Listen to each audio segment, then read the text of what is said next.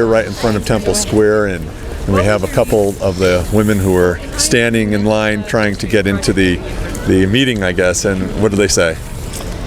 Well, what got me was that as I tried to walk up to the standby line, a man walked in front of me, very close in front of me, and it was an older man, and he turned to me and he said, "This is not for you."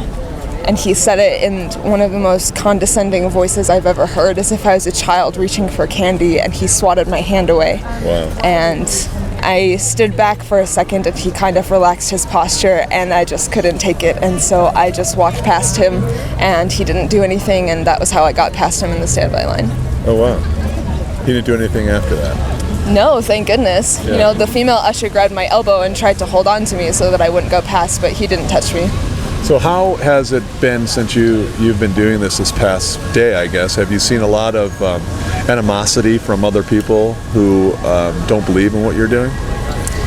I think the only animosity from other people I've seen has been from the church security, who have been very blunt and very unresponsive, who are quick to give us orders on where to stand, but are not responsive as far as questions or clarification. Okay.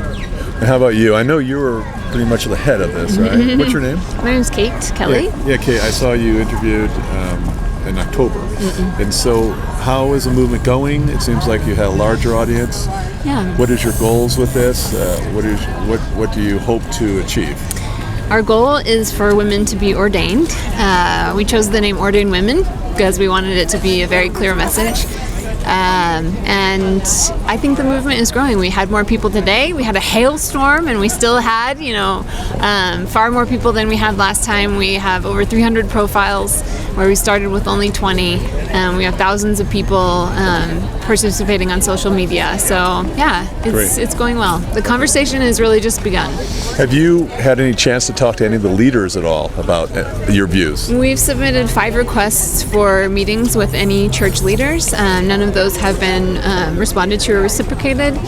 We've also done 2 official requests for tickets, and both of those requests have been denied. And I've noticed that the past week they had letters indicating that they're not interested in the media coming, and also positioning you in a different way if you wanted to voice your opinion about your position to be outside of the temple grounds.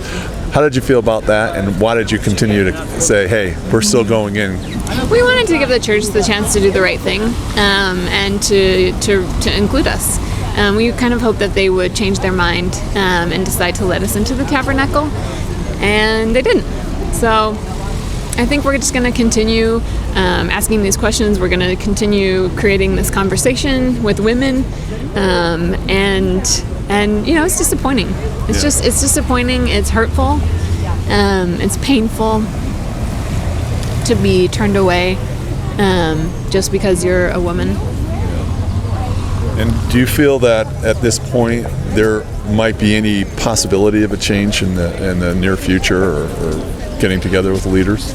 Yeah, I actually have no doubt that women will be ordained, and I certainly hope that it's within my lifetime. That's the beauty of Mormonism, that from one day to the next, it can change. One day in 1978, black men didn't have the priesthood, and the next day they did. Yeah. And so we believe in continuing revelation, and we're part of that process. Okay. I've seen some other women that were quite emotional in there. Why were they so emotional? It's an emotional thing to physically embody the exclusion that you feel every week at church, every month, every year. And so to have to experience that exclusion in a very physical, visceral way is emotional. So if you had to say anything to those who are watching right now and looking at you and feel that what you're doing is wrong, what would you try to tell them? I just hope that they go on the website, ordainwomen.org. I hope they read the profiles. I hope they take us at our word, that we're sincere, that we want to participate, that this is our way to invest in the church, and it's our way to try to utilize our talents and try to make the church a more inclusive place. And I always say, and I continue to believe, that Ordain Women is a retention effort. I've had people contact me, say, I haven't been active in the church for 20 years, and I heard about what you're doing, and I'm coming back, and I feel hopeful, and I want to engage. And so that's what we're doing, is engaging. And I also noticed in the one of the websites for Desert News, they showed the changes that are going on with the sister missionaries and how much of an increase that is. Obviously, they probably feel that might be a possibility because there is an influx of sister missionaries, that they could have the priesthood, which would be able to help others, I assume, and giving them blessings. I mean, I'm really excited to have sister missionaries going out in such larger numbers. I served a mission in Barcelona, Spain, and Podemos hablar español con nosotros, eh?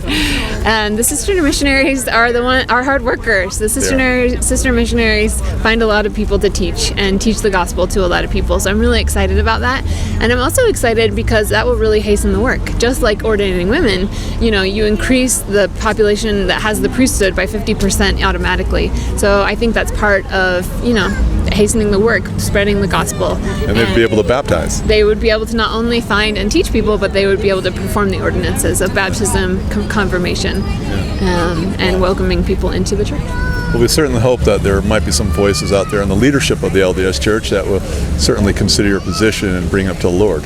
Yeah, and I think, honestly, I just wish we could sit down with them and talk to them. I know that they would be able to see how sincere we are, that we're not protesters, that we're not anti-anything. We do this out of love. That's great. And it's hard, isn't it?